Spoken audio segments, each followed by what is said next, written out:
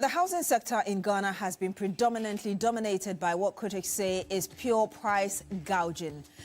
And in places like Cantonment Airport, East Legon, Chado, Laboni, Roman Ridge, among others, in the capital city of Accra, rents and houses or house leases are quoted in dollars. With an estimated housing deficit of about 1.8 million homes, this sector has become a take it or leave it problem.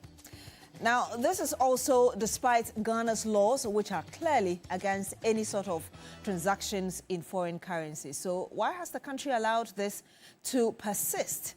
With the current Finance Minister, Dr. Kasia Olato, and the Bank of Ghana seemingly intensifying the call against using foreign currencies in Ghana, people are asking whether or not indeed this is a nine-day wonder, or this is something that can be sustained, and how soon can this be a reality for Ghanaians to see. Hello, good evening, and welcome to Agenda. My name is Beatrice Adu, and tonight we want to go into the housing sector and why the real estate agents or development companies have decided to quote houses in dollars, both for rent and for leasing. I do have on the panel with me Mr. Amegayibo. He is Sami Amegayibo. He's Executive Director, Greater Estates. Good evening to you, sir. Thank you for joining us on Agenda tonight. Thank you. I do have on my left side Mr. Vincent Opon-Samoa. He's the Member of Parliament for Doma West, also the Chair of the Works and Housing Committee in Parliament, former Deputy Sports Minister. Good evening to you, sir. Thank you as well for joining us. Thank you. Of course, we do have our video call with us as well, Dr. Priscilla Chumesi Bafo. She's an economist and senior lecturer, Department of Economics with the University of Ghana. Doc, if you can hear us, thank you as well for joining us. Thank you for having me, and good evening to your viewers and my fellow colleagues. Remember that we're streaming live as well on 3FM 92.7. Send us your comments and we'll read them back to you. I want to start with you, Mr. Amegayibo. And the question I want to ask you is why you and your members are pricing in dollars, clearly against the laws of Ghana. Thank you for the opportunity, but it is, I'm also happy to get this opportunity because I think people are not getting it right. It is not in the interest of any real estate developer, so far as I am concerned, and so far as the greater membership is concerned, that we are interested in collecting dollars from anybody. It has been, in the past, a difficulty that we have had in having a stable economy where we are afflicted with inflation and fluctuation of prices of materials and stuff like that. So the best way under the circumstances is to index our prices in the dollar to ensure that we don't invest 100 cedis and then reap in 80 cedis.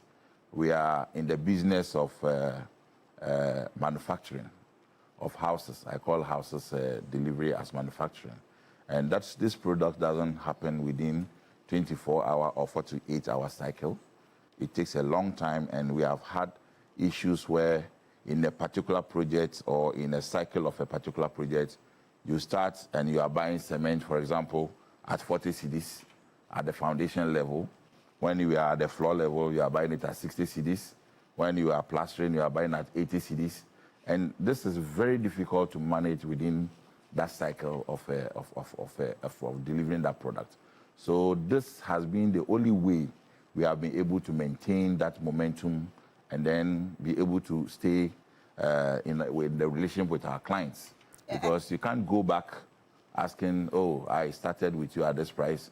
There is so much difference in the cost, so let's change it to this price. It's difficult to do that. Mr. So Amegayibo, you give an opportunity to the buyer to have that, understanding, and then you go on that basis so that within that cycle of interest and delivery, we maintain that, throughout. What would you say to critics, and I'll be coming to you, Mr. Opon-Samoa, very shortly, who say that you're just being exploitative because really, even if the cedi is not that stable, let's assume, or let's go back to the time when it was, say, 16 cedis per dollar. You wouldn't say that the prices of things would have multiplied 16 times for you to be quoting in dollars at the time you're selling your product. No, it's about it.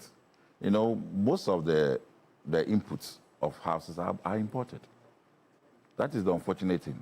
We are doing about 70-30 at the moment, where So about 70% of the input for houses are imported.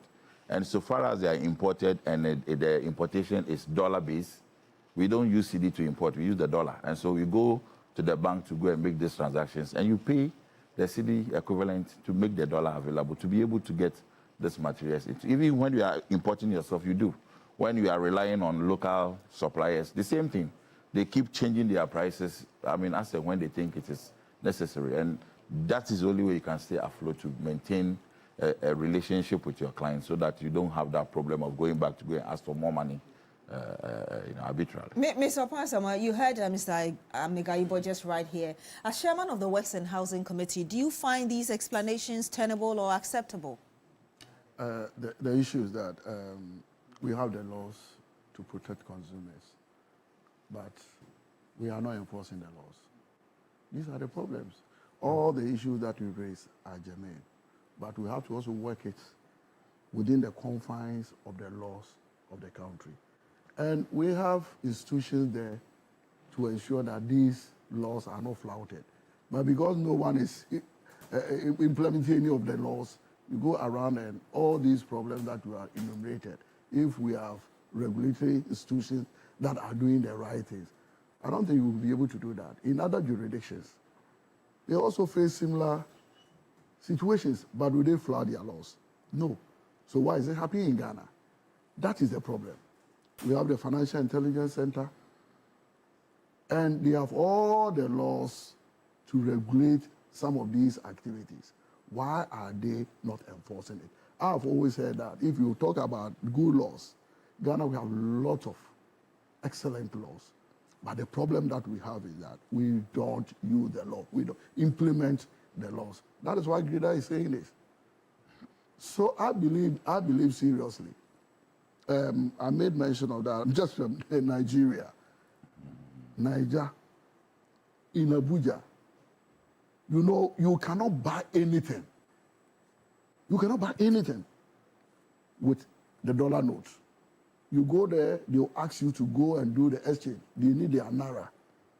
And currently, $100 is equivalent to 154,000 Naira.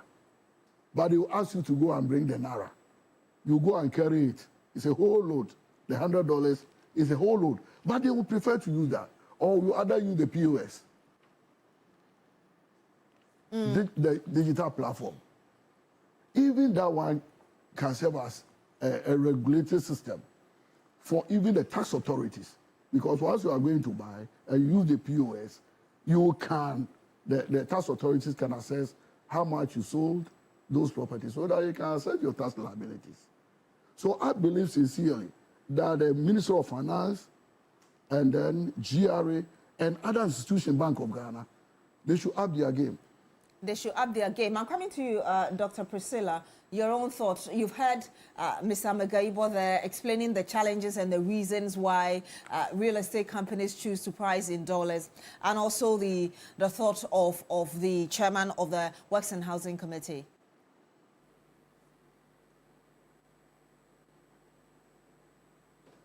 Hello, Doc. We can't hear you. Right. Hi. Can you hear me? Yes. Okay, excellent. So good evening once again. I have listened to the arguments that are being made. Yes, laws exist that prohibit the pricing of goods and services in foreign denomination. But the issue is that the dollarization of our economy did not start today. And when you look at the genesis of it, it's always rife when people do not have confidence in the local economy.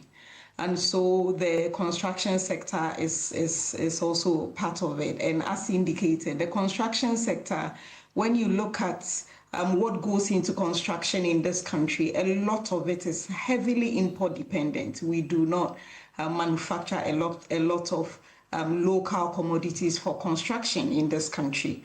And so as rational economic beings, people would want to hedge against losses as businesses. And so you see that the trend of dollarization really picks up in periods where people do not find confidence in the economy. I'll give you a typical example. Around the time of the redenomination of the Ghana cedi in 2007, we kicked off 4 zeros out of the currency, and the currency became very strong. Around that era, you find that prices being quoted in dollar became something of an alienation. We became quite confident in the use of the Ghana cedi. But over time, whenever you see persistent depreciation of the currency, which makes businesses struggle in terms of planning, in terms of having foresight on their revenue inflows and expenditure and all, then you would find that people would take safety in using a currency, quote unquote, they believe is relatively stable. And when you look at the construction sector, typical of any other sector, there are inputs. Where are the inputs coming from? They are dealing with cost of goods and services. They are dealing with cost of labor, capital, and all others. And so in that context, if a firm produces a house which costs maybe 100,000 Ghana cedi today, and tomorrow due to inflation, the price has gone to 150,000. But if the cedi depreciates significantly within that same period, that 100,000 cedis may not be able to afford the firm the amount of dollars they would have received. Bear in mind, these firms are also important. But I am not saying that to condone that activity. Outright charging of dollars is prohibited by our laws. But even if you do that and you don't see stability in the economy, people will hedge it. In their minds, they know they are looking for $10,000, but then they will still quote it in cedis for you. And you just talk about the law, and I want to refer to that Forex Act that prohibits indeed the use of foreign currencies in our domestic market. And when you look at Section 29, like you just mentioned, it clearly talks about it. And I just want to read that very quickly to you. And it says in Section 29, 3, that requirement of license, a person shall not engage in the business of dealing in foreign exchange without a license issued under this act. And again, it says the business of dealing in foreign exchange includes the purchase and sale of foreign currency, receipt or payment of foreign currency, importation and exportation of foreign currency, and lending and borrowing of foreign currency. And I also did say that the Finance Minister, Dr. Kasia Latoforsin, during the mid-year budget review presentation, also talked about how the government was going to enforce this law. I want us to watch this, exactly what he said, and we'll come back to continue with the conversation. President John Dramani Mahama has directed that beginning today, 24th of July 2025, no contract awarded by government, irrespective of source of fund, should be denominated in foreign currency. Right, Honorable Speaker. Right, Honorable Speaker. To curb this unfortunate development, President John Dramani Mahama has directed that beginning today, 24th of July 2025, no contract awarded by government, irrespective of source of funding, should be denominated in foreign currency.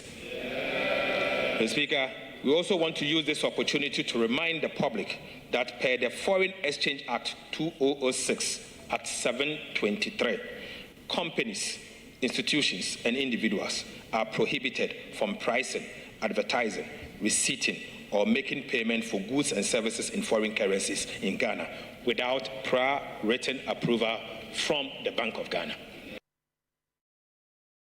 So you just watched the Finance Minister, Dr. Kasia Latoforsin. And I want to show you, as we speak, the prices that are quoted currently in some prime areas, like I just mentioned. Now, we'll bring that to you. But if you go to, I mentioned to you earlier that if you go to places like Cantonment, East Legon, Airport, Labone, you would find 2-bedroom, 3-bedroom houses quoted in dollars, some of them going for as much as $170,000 plus dollars, converted into 1.7 million Ghana cedis. Doc, you heard the finance minister. We know the laws. Why have we allowed this to persist for this long? As I indicated, the laws exist, but the reality is that we are dealing in a free market, and so you cannot regulate how people price their goods in the Ghana city. So the point I'm trying to make is that if businesses do not see the stability to be a long-term occurrence, then they would usually try to hedge against a relatively stable currency, which in this case is the dollar. And so, for example, the finance minister indicates that no government contract will be denominated in Ghana cedi, in dollars, sorry. I think that is excellent. Government is setting the tone because if government wishes to crack the whip against this incident is always awarding contracts in dollars, then it means that it's double standards and you cannot do much about it if people are doing it. But the reality is how timely is government payment, for example. So contractors go for contracts from government, and in 2025, the cedi to the dollar is about 10.2, 10.3. When they are done with the job, will they receive their revenues on time? If they do not, then you see that this is the reason why people overprice government contracts, and people would rather hedge against a relatively stable dollar, because if the dollar is, government owes a contractor $100,000 today, in 10 years' time, the $100,000 is still worth something, rather than basing it on a currency that people are not too comfortable with. And so from my perspective, I would say that we need to work as an economy to look at the foundation. What are the critical causes of the constant devaluation of the currency we are faced with? For which reason people would always hedge against a stronger currency rather than use our cedi. The cedi is 60 years this year.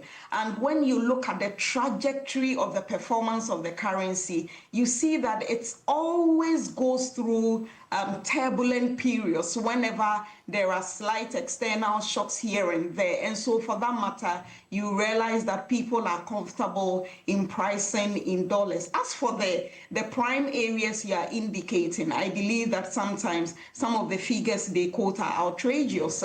But the reality is, if we do not see a relatively stable period in terms of the exchange rate, for which reason people can plan, people can do projects, begin a project and continue and finish within a given time frame, out of which inflation remains under control, the currency remains under control, then these tendencies, no matter what you say, people will still do it.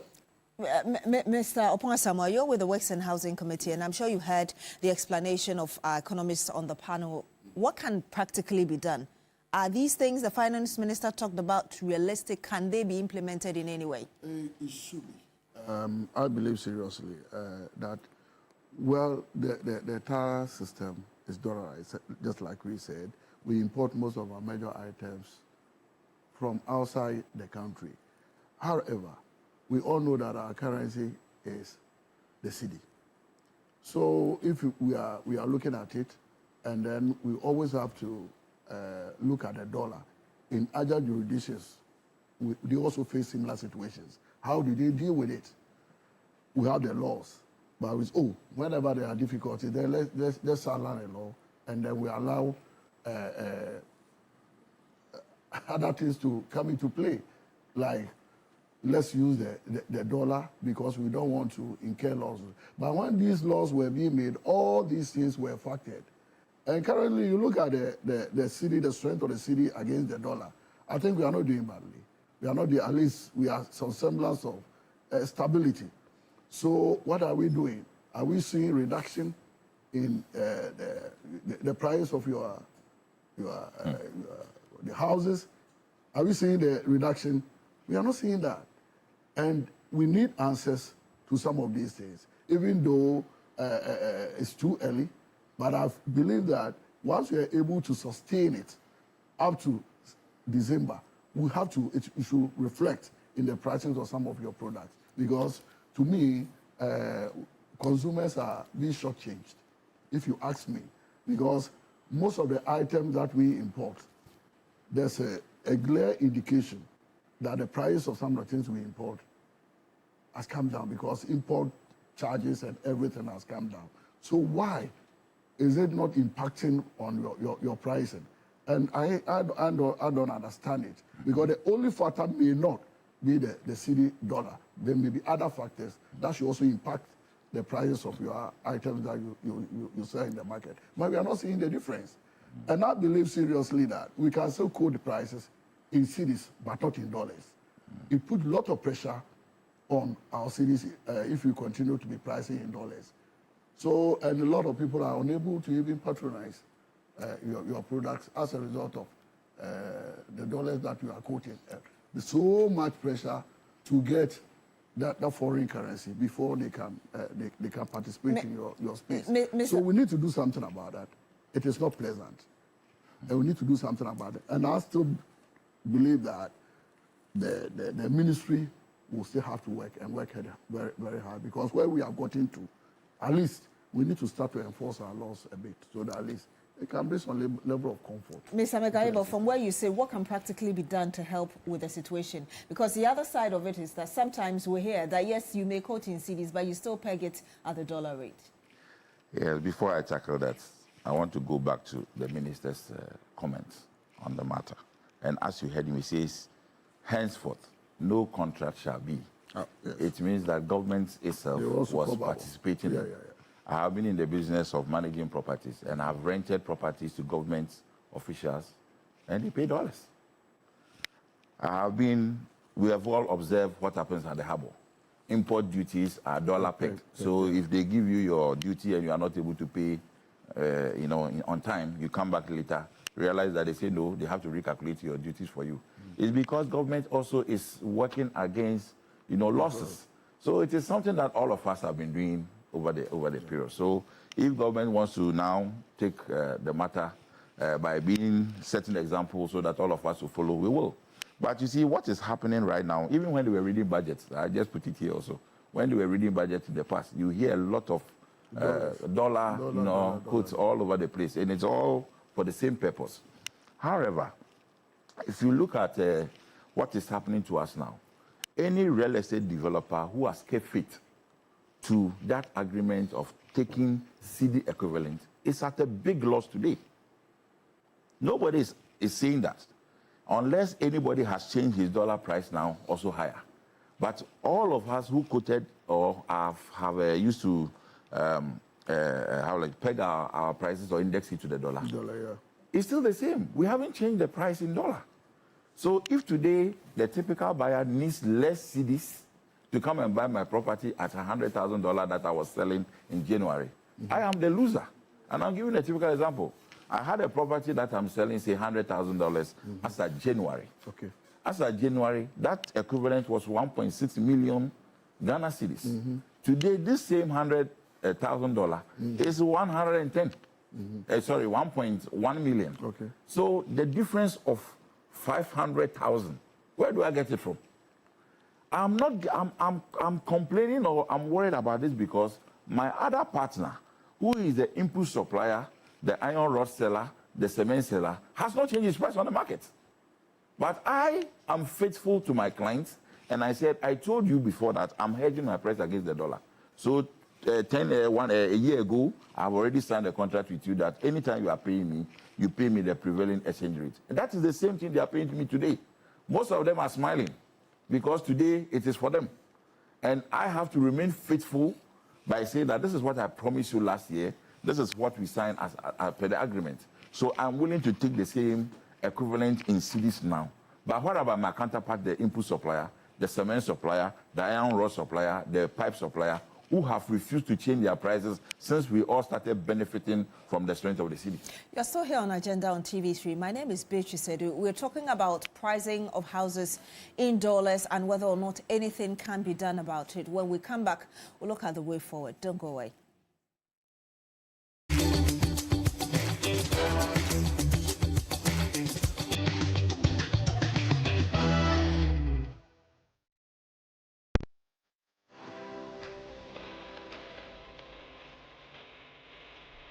At Academic City, we are not just students. We are problem solvers, innovators, and future-ready leaders.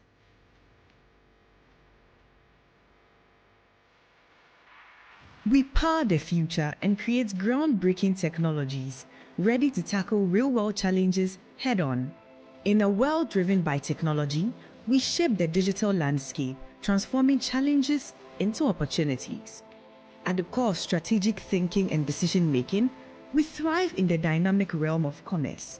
We evolve into leaders who not only speak, but stand for what's right, forging narratives and stirring the conscience of the world. Embark on a journey with us, where innovation meets education. Academic City, educating future-ready leaders.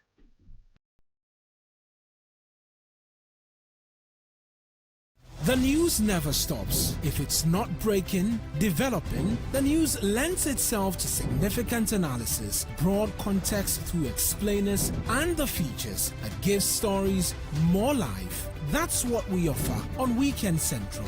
News, features, analysis, the full package. Weekend Central, Saturdays and Sundays at 12 p.m. on TV3. TV3, first in news.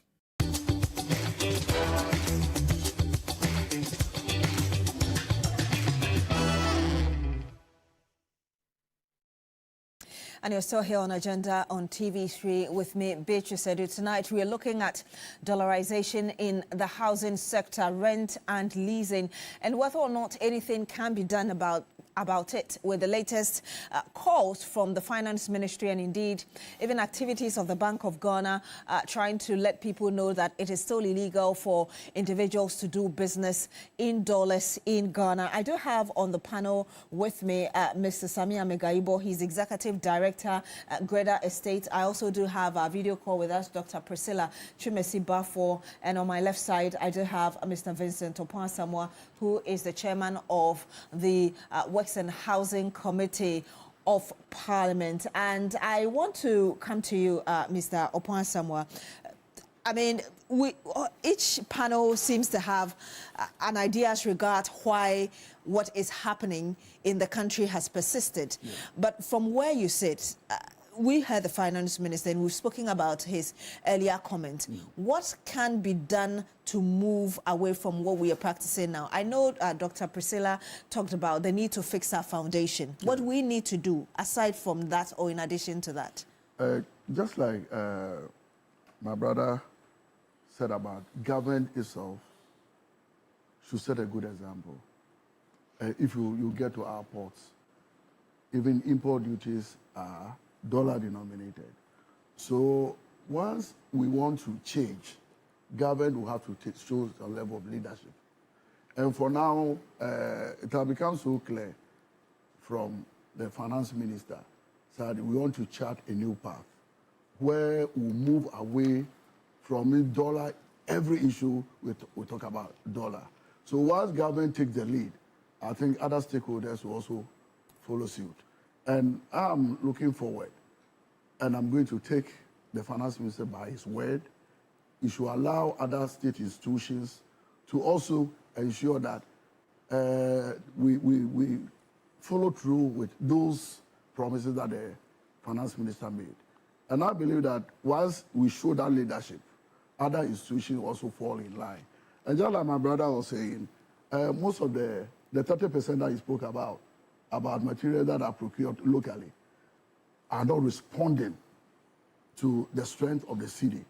Because if they had also had reduction in the price of these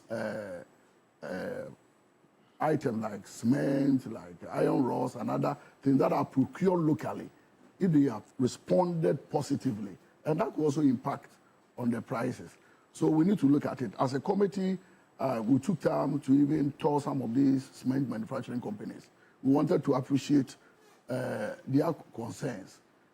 In terms of the dollar, they recognize that they were talking about importation of most of the items. So if we are importing and the city is showing strength, all things being equal, that should also impact on the price of the items that you import. Secondly, we have to also look at this is a major factor in the building industry if you talk about iron rods and other materials. And I think going forward, the Minister for Trade and Industry will have to engage these other stakeholders to ensure that they also respond positively to the strength of the city. And once that is done, that's why I said initially that we need to show leadership. And I believe that the Finance Minister has demonstrated it.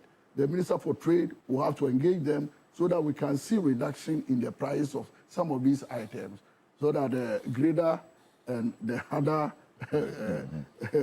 real estate that are not even registered, we have a lot of them that are not even under grader. Yeah. And we need to do the regulation better. And most of them are even charging more than grader. You know that. How do we get the Bank of Ghana to ensure enforcement of the law? I just read a portion of the Foreign Exchange Act 2006, Act 723. And the Bank of Ghana has the responsibility to ensure that it enforces this. How do we get the BOG to do that? We have the institutions. I made about Financial Intelligence Center or Bureau. Yeah. And it's a perfect institution that can regulate some of these things. And grader, because they are organized, it will be even easier to regulate their activities. The difficult part is those who are falling outside grader. And, you know, they are increasing. People just bring their money, build 2 or 3, and they will start to sell. They are not under this. So I think Real Estate Agency, there's this institution, Real Estate Agency, another institution under Ministry of Works and Housing. They also have to be up and doing. I think we have a very good chief executive now, who is working very, very hard. Yes, Jeffrey. And I encourage him to do a lot within that space so that we can regulate those that are outside grader. Once grader is there, regulation is better. Even them, they have a lot of issues. But those outside is even worse. So we need to ensure that that real estate agency, they come out boldly, and then the regulation, Financial Intelligence Center, and other institutions, GRA, all these institutions, they have mandate to regulate the space. And I think they have to be up and doing. Even though the challenges are there, just like my brother here and then Doc mentioned, the challenges are rare. But if they all collaborate, we need to be able to reduce the situation a bit. And I want to read some of your messages to you. Tina Bless on YouTube says, I think the big men are deviating from what the question is. We are aware they import and our economy isn't stable, yet others who build the same buildings outside these areas price in Ghana cities. They should stop blaming the appreciation and depreciation of our beloved currency. And there are some more messages coming to us from on Facebook, and I'll be reading that to you as well. Mr. Megaibo, having heard the submission of Mr. Opan Samoa, what in your capacity, beyond the challenges that you talked about, can you do and encourage your members to do to ensure that we deal with the problem?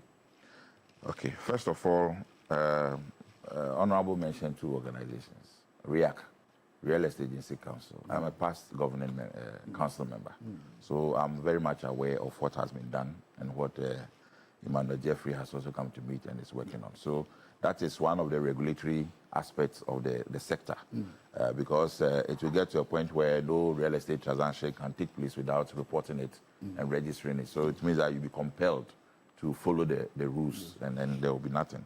So we hope that Jeffrey and his team will kickstart that, and he's engaging us on some of these things already. And I also happen to be serving on the FIC committee that is looking at the real estate sector. In fact, I've been the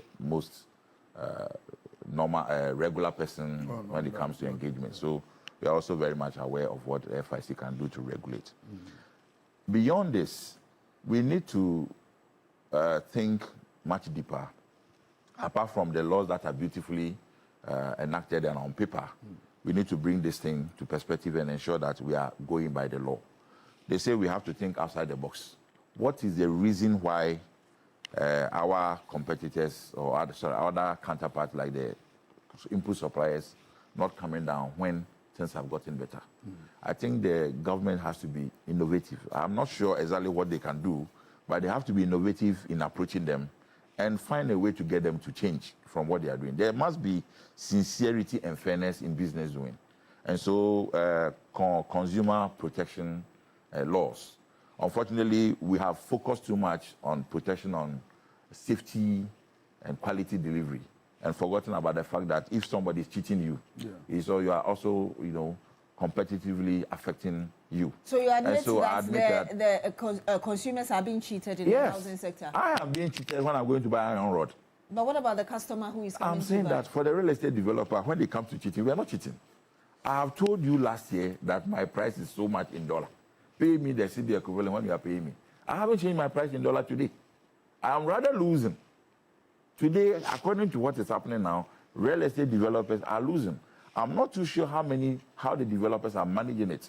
But the scenario that I printed to you, where I have a $100,000 house, which was 1.6 million at a point, and today it is 1.1 million, I have a loss to deal with. So you are better off now to pay in Ghana cedis. In Ghana cedis. Yeah. But you see, I have already signed a contract with you, so I'm saddled with it. I'll go by it. Maybe in pricing my new project, I'll not think twice and want to see what to do in view of the other side where the cedi is now gaining strength against the dollar. I will look at my price again. But I am committed and I'm dealing with it. But our people who are into the supply business are the people who are creating the problem right now. Why is it that the economy is looking good? Our current government has done their best. They have managed to bring the cedi dollar exchange rate to where it is. And people are refusing to make Ghanaians benefit. That is the bottom line. So we have to think, they say that this, I think without the box, not even outside the box. I think our law enforcement agencies, our economic managers, we have to find a way to get people who are cheating the system under the circumstance to come and be sincere and play fair in the game. Yeah. That is what it is. Doc, if we continue like this, we are hurting ourselves. We are hurting ourselves. We are hurting ourselves. So if people will continue to be insincere and will not want to be fair to Ghanaians and want to continue to be greedy, that is the word. People are being greedy. As I'm speaking to you, people are being greedy. And that's the truth. If people will not change from that and they want to expect that government will come upon government and benefits of this nature don't trickle down to the core of the people, then why are we as a nation? That's not right. That is not right. Doc, how do we get people to comply? Just getting your thoughts on what Mr. Magaribo is just telling us right now. I believe, just like my colleague panelists have indicated, government ought to take the leadership role in this, and in that context, I think that they have set the tone. The laws must be made to work. And so for me, a lot of it, a lot of estate developers are also exploiting the shortage that exists because we have a huge housing deficit. And so, for example, if there are avenues for affordable housing projects, we know governments have started affordable housing projects for years and we do not see much about it. Those are ways that government can come in to try to reduce the extent of demand that exists within that space. And also going forward, I think that we need to also invest in looking at alternative sources of input for construction of houses. I mean, since we've been children, it's always been the cement and the sand. Are there no other alternative ways that are affordable that we can source some products locally in a more sustainable manner to provide affordable housing to deal with the housing deficits that exist in mostly urban areas? These are pointers that I believe that government ought to have a look at. But in all this, the macroeconomic environment is at the core. If we have stability and then we anchor that stability through a relatively longer period in terms of controlling inflation, in terms of controlling the rate of depreciation or the swings in the currency, those would allow businesses to be able to plan and act in a more sustainable manner. Other indicators I can talk about, I mean, inflation is coming down, but cost of credit is also quite high. And so when you look at the cost aspects and then the revenue aspect of these actors within the space, then it tells you that, the dollarization they are doing is not right. I believe that the laws must be made to work, but I mean, businesses and individuals would respond to incentives. If the incentive is not there and people are not demanding the highly priced properties that they are quoting, I believe that with time it would come down. And trust me, a lot of the properties that you are quoting, most of them are vacant in the city. And so these are indicators that, I mean, if rational business people leaving homes empty for years, why can't they drop the prices slightly for people who are in need for these properties to occupy them? But the reality is that cost of credit is high, cost of doing business is high in this country. The lack of long-term stability does not allow people to plan for long-term, and so they would usually hedge against a supposedly stable currency. Mr. Opoasamoah, we just heard Dr. Priscilla there talk about perhaps the need to look at alternative sources of equipment or building materials. As Works and Housing, and you being the chair, is this something that you have considered or has come up as part of your meetings? I'm so passionate about it. Very, very passionate. Because I'm a member of parliament from a rural area. Anytime government is constructing, they will always be thinking about this bricks and mortar. We have even local materials that we can develop and put up a lot of good houses in the rural areas. Yet we are not doing it. We have a department of rural housing. They are there. Virtually. And I remember 2024 budget allocation to them was 2 million Ghana cedis. Wow. Meanwhile, they are supposed to research, get us these some of these local materials so that we can reduce costs in building some of this rural housing. They are not doing it. And even in Accra here, what is we call this the bend bricks? I don't know whether that will be cheaper if we put up all those structures. If that will be cheaper. And I'm also talking about in Accra here. You know very well that the price of land becomes a very significant part of the price build-up. Yeah. Yes, in Accra. So why can't we go up, build these tall structures, so that at least we can also economize space, so that we can have these affordable houses. Government is not playing its role very well. Elsewhere in other jurisdictions, PPP, they will do it so that they can build social houses, these social houses, so forth. The middle income earners can also have decent accommodation. In Ghana, anytime we venture into that space, it ends up like problems over, but we know the issue of Saglame, and another also started Hampton and Pukwase. You go there, there's bell and nothing is happening there. So I believe seriously that we need to be very, very serious. Let's government have partnership with these private investors. Governments should use land as equity in those projects so that after they built it, they will be able to reduce price. So that at least individuals can also get places to lay their heads so that they can even compete with the private sector. And just like we said, most of these structures are unoccupied. And I think government will have to do real estate auditing. Let's get these structures that are not occupied. Let's find out why people are not occupying them. If they are not doing, the government should be charging them. For taxes. To be charging tax, should be taxing them. And that will compel them to rent them out. If you are not renting it, government will charge you, and that will compel them to rent those structures out. And that is also the reason why the prices are this high. It's so high because people are looking for it, they are not getting it, and as a result, the few that is available in the system, we are priced out of the rate of ordinary people. So I believe that all these things should come into play, and the ministry should not have it. They don't have to sit down.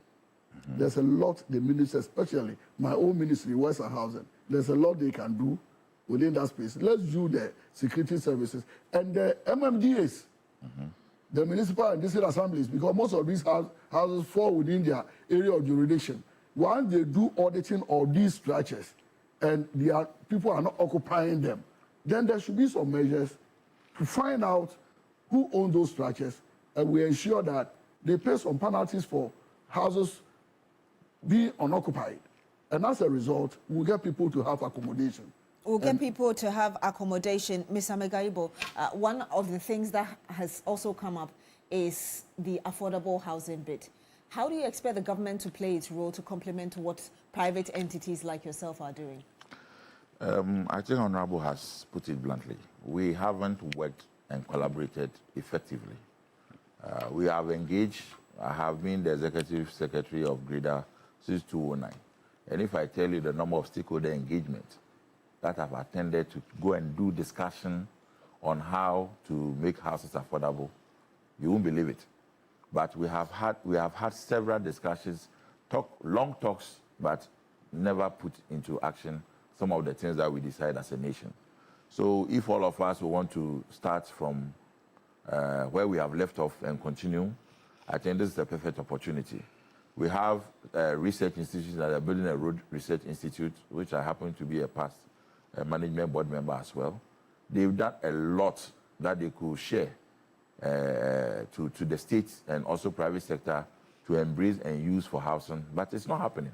But there are some difficulties when it comes to the application and use of local materials.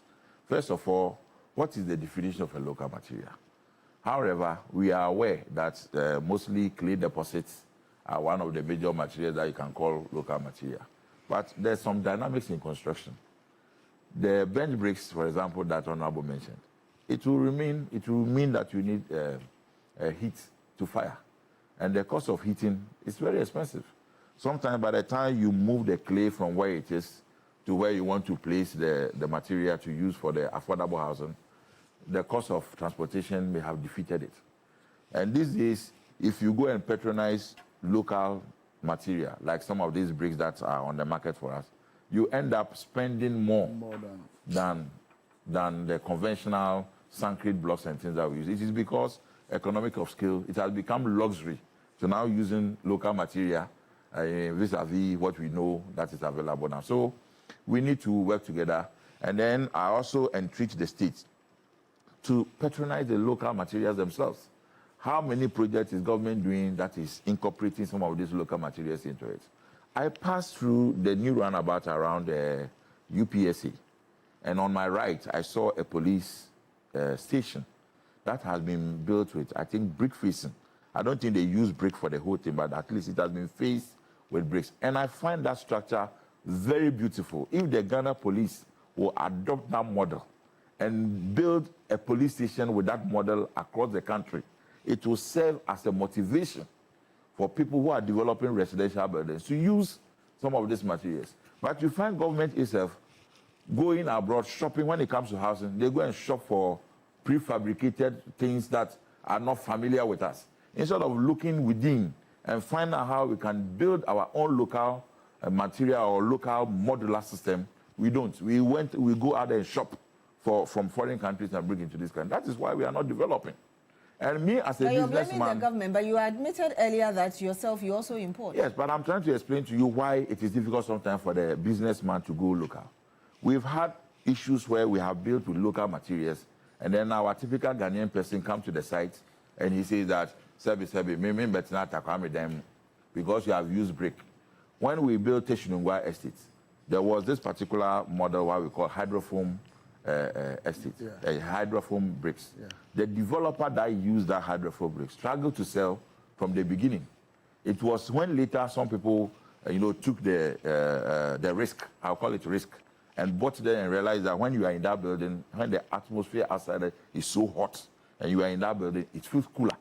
And when it is also cold out there, then it feels warmer. Then it began to become a selling point. Then people started chasing it. So what is the state doing? If the state uses at least a portion of these local materials in all its projects, hospitals, school buildings, we make that conscious effort to use these materials, it becomes the mark where everybody downstairs says, oh, this is happening. We also have to use it, and it will work. Doc, I want to get your final words.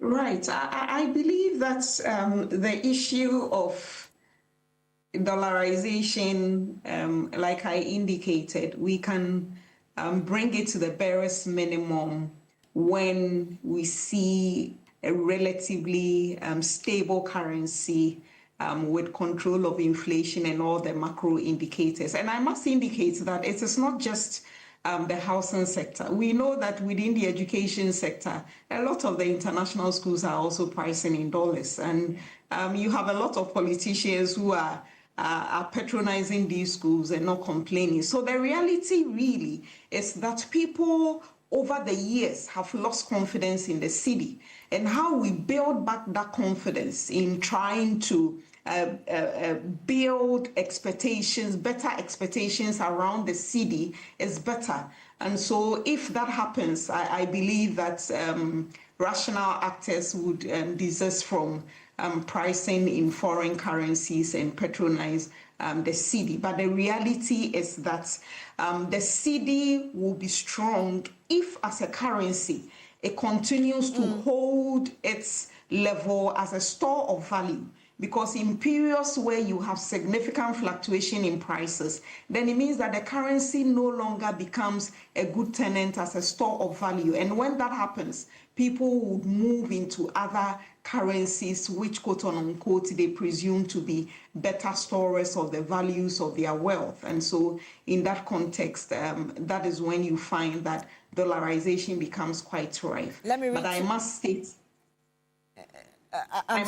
that the tone is right. So we need to do what is right. The stability in the currency works better for all of us. And so in that regard, we should all rally behind the cedi and make sure that it continues to perform better for all of us and for us to maintain our wealth and store our wealth in the local currency. Indeed. Let me just read two messages from you on Facebook. Nana Yao York says, good evening, Beatrice. The problem we have in Ghana is that everyone just wants to make profit out of the dollar. Whenever there is depreciation in Ghana cedis, everyone increases their prices. But when there is an appreciation, they start talking about old stocks and to the pricing of buildings and renting in dollars. They must revise in cedis, and the law must work. I'll read one more also from Muniru. He says, government should keep its promise by ensuring that nobody prices goods and services in foreign currencies. If you think there's depreciation in Ghanaian cedi at the point, you can kindly adjust your prices to match the initial price. Thank you very much for sending your messages to us. And that's it for Agenda on TV3. Let me just get 30 seconds. Yes, I have this issue, you know. Please, just 30 seconds. Thank you so much. Thank you so much. You know, I'm on this committee, Roads and Highways. We have just heard that some transport companies, institutions are thinking about increasing their fares by 20% because of costs. It's part of all, you know, I'm using, the car that I'm using, I used to buy fuel 2,400. 2003 to fill that car. If you could. Currently, I'm getting 1,600, and I'll fill it. I've also had a reduction. Yes, but why are they talking about cost?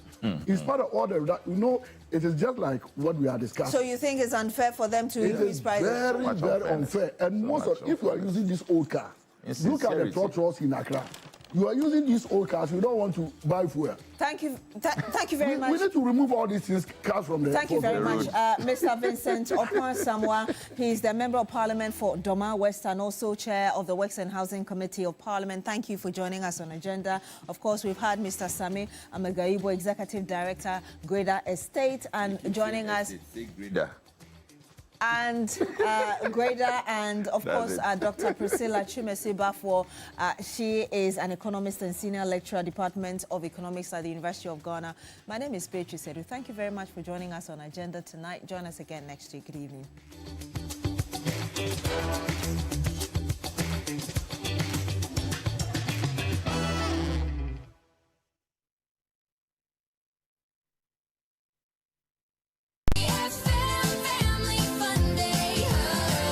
This August, give your kids what they really want. Your full attention, your laughter, your time. It's time to press pause and just play together. Join us for the 3FM Family Fun Day, a full-day escape packed with joy, bonding, and unforgettable fun. Whether you're a family of 2, 4, or 10, every family is welcome because this day is all about togetherness. Happening on Saturday, 9th August at Shorna Island from 9 a.m. to 6 p.m. Picture this.